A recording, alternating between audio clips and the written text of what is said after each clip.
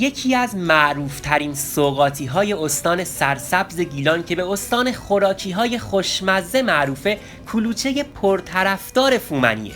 این کلوچه رو توی فضای مجازی به روش‌های مختلفی درست می‌کنن، ولی من امروز می‌خوام اصیل‌ترین روش برای درست کردن خمیر و مواد میانی کلوچه فومن رو بهتون آموزش بدم تا توی خونه درستش کنید و لذتش رو ببرید. پس با من بهنام رستمی رفیقتون همراه باشید. اولین کاری که میکنیم اینه که 350 گرم یعنی حدود 3 لیوان آرد رو الک میکنیم تا بافت یک دست‌تر و لطیفتری پیدا کنه. بعد یه پینچ نمک بهش اضافه میکنیم. حالا توی یه استکان آب 2 قاشق شکر میریزیم و همشون میزنیم تا شکر کاملا توی آب حل بشه. بهتره توی خونه آب و شکر رو جدا جدا اضافه نکنیم تا بافت خمیر بهتر از آب در بیاد. وقتی شکر کاملا توی آب حل شد، آرد رو با اون یه ذره نمکی که بهش اضافه کردیم مخلوط میکنیم، وسطش رو خالی میکنیم و آب و شکر رو میریزیم توش. حالا موادمون رو هم میزنیم تا تقریبا حالت خمیری پیدا کنن. همونطور که همیشه گفتم مقدار دقیق آب مورد نیاز برای آرد رو نمیشه گفت، چون آبخور آردها متفاوته.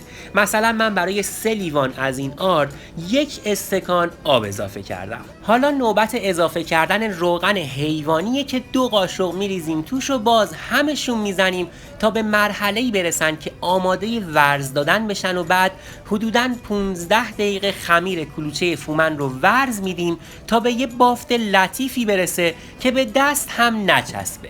برای اینکه خمیر به دست نچسبه سعی کنین انگشت هاتون رو درگیر ورز دادن نکنین و بیشتر با انتهای دست به این صورت ورزش بدین. حالا بعضیا به این خمیر تخم مرغ، شیر یا بیکینگ پودر اضافه میکنن که خمیر کلوچه فومن اصیل این مواد رو نداره، ولی اضافه کردنشون بافت کلوچه خونگی رو نرمتر میکنه. خمیر که به این مرحله رسید و هم کاملا لطیف بود و هم به دست نمیچسبید، میذاریمش تو کیسه فریزر که هوا نخوره، خشک نشه، 1 ساعتی هم استراحت کنه تا ما بریم سراغ مواد میانی کلوچه فومن که بهش دله هم میگن. اول باید گردوها رو آسیاب کنیم که خب به خاطر قیمت گردو الان دیگه اکثر مغازه ها حذفش کردن، ولی مواد میانی کلوچه فومن سنتی گردو داره. هم وزن گردو شکر به مواد میانی اضافه میکنیم چون کلوچه فومن شیرینیش رو از مواد میانیش میگیره. بعد دارچین، جوز هندی، هل سبز و 1 کم هم وانیل به مواد خشکمون اضافه میکنیم و همشون میزنیم تا مواد پودریمون خوب با هم مخلوط و یک دست بشن. بعد باید بهش روغن حیوانی اضافه کنیم و همشون بزنیم تا کاملا به خورد هم برن و به یه خمیر نرمی برسیم. پس باز هم روغن حیوانی اضافه میکنیم و باز همشون میزنیم. دوستان عزیزم، اگه این آموزش رو دوست داشتین، برای دیدن آموزش‌های بیشتر این صفحه رو سابسکرایب کنین و زنگوله بغلش رو هم فعال کنین تا هر وقت پست جدیدی گذاشتم یوتیوب بهتون نشونش بده. من 3 قاشق روغن اضافه کردم و موادم کاملا نرم شد. حالا 1 قاشق آردم میریزم توش و با دست ورزش میدم تا دله قشنگ حالت خمیری و نرم پیدا کنه. با دست بدون دستکش و تمیز مواد رو ورز بدین تا گرمای دستتون به داشتن مواد میانی بهتر کمک کنه. ببینید مواد میانی باید به این حالت در بیان. حالا بریم سراغ خمیرمون که 1 ساعت استراحت کرده و کاملا نرم و لطیف و یک دسته و به دست هم نمیچسبه. حالا به قطعات کوچیک تقسیمش میکنیم و برای شکل دادن به کلوچه فومن اول خمیر رو با دست یکم باز میکنیم، بعد یکم از مواد میانی رو میریزیم لاش و از اطراف خوب میبندیمش. بعد روی سطح یکم آرد میپاشیم که بعد از قالب زدن خمیر به کف نچسبه. حالا قالب کلوچه فومن رو که آردی کردیم روی کلوچه فشار میدیم تا خوب جاش بمونه روی کار. حتما خوب فشارش بدین تا شیارها کاملا روی کلوچه ایجاد شن. اطرافش رو هم میتونیم بگیریم تا کلوچه یک دست‌تر و شکیل‌تری داشته باشیم. اینم از کلوچه فومن خوشگل و جذاب ما.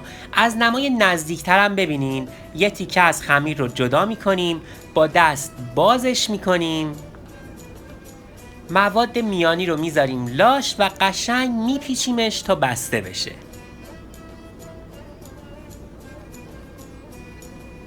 حالا روی سطح یه مقدار آرد میپاشیم که بعد از قالب زدن کلوچه به سطح نچسبه.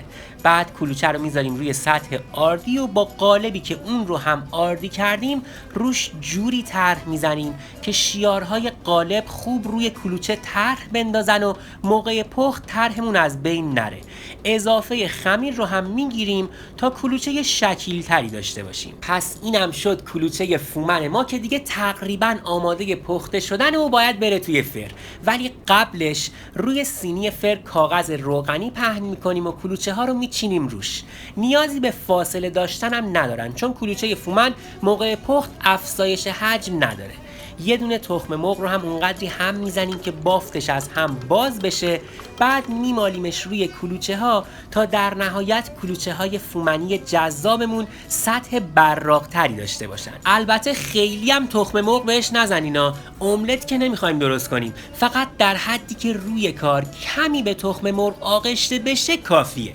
امیدوارم خودتونم حتما این کلوچه رو درست کنین و خون زندگیتون بوی گیلان و فومن و کلوچه و بهشت بگیره. در نهایت هم یه مقدار خاک شیر یا کنجد برای تزیین میریزیم روی کلوچه ها و حتما هم برای اینکه کلوچه ها در کمترین زمان ممکن مغز پخت بشن و پفم نکنن با چاقو روشون چند تا شکاف ایجاد میکنیم به همین صورتی که میبینید. فر رو هم از یک رو به قبل با دمای 200 درجه گرم کنین و حالا این کلوچه های لذیذ گیلانی رو بذارید توی فر تا حدود 10 دقیقه‌ای بپزن و سطحشون طلایی بشه. اینم از کلوچه فومن جذاب و خوشمزه ما که امیدوارم حتما درستش کنید و در کنار عزیزانتون لذتش رو ببرید. ببینید عجب چیزی شد. آخه چی جذاب تر از اینه که خونه آدم عطر و بوی گیلان و خوراکی های خوشمزش رو بگیره و بهشت زیر دست آشپز هاست و بس نوش جانتون. بریم سراغ مقدار مواد لازم کلوچه فومنی اصیل و خوشمزه. آرد 3 لیوان، شکر 2 قاشق غذاخوری، آب 1 استکان، روغن حیوانی 2 قاشق غذاخوری و نمک 1 پینچ.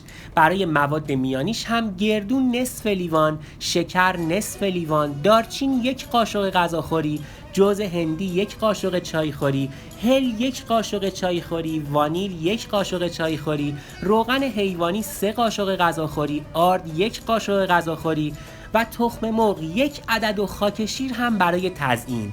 خیلی ممنونم از همراهیتون. تا یه آموزش خوشمزه دیگه خیلی مراقب خودتون باشید.